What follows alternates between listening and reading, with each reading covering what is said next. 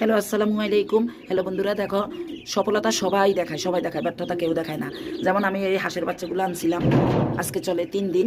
দেখো এই যে দেখছো, এই যে মরে গেছে, যে ওইদিকে যাও, আমার 5টা হাঁসের বাচ্চা মারা গেছে। কেন জানো?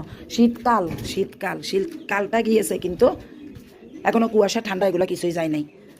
দেখছেন এখানে বারান্দা খোলা সোজা আমার রুমটা বরাবর, এই রুমে দরজাটাও খোলা।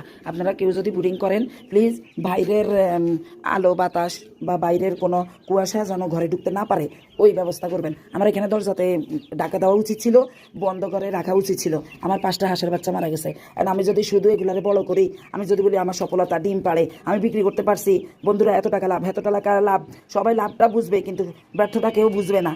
কেন হয়েছে? আমারও দোষ, তাই আমি প্রাকৃতিকের দোষও দিলাম। শীতকাল যাওয়ার পরও কিন্তু কুয়াশা ঠান্ডা এখনো যায় নাই। তাই এখনো আমি বলতেছি, আপনারা সবাই সাবধানে কাজ করবেন।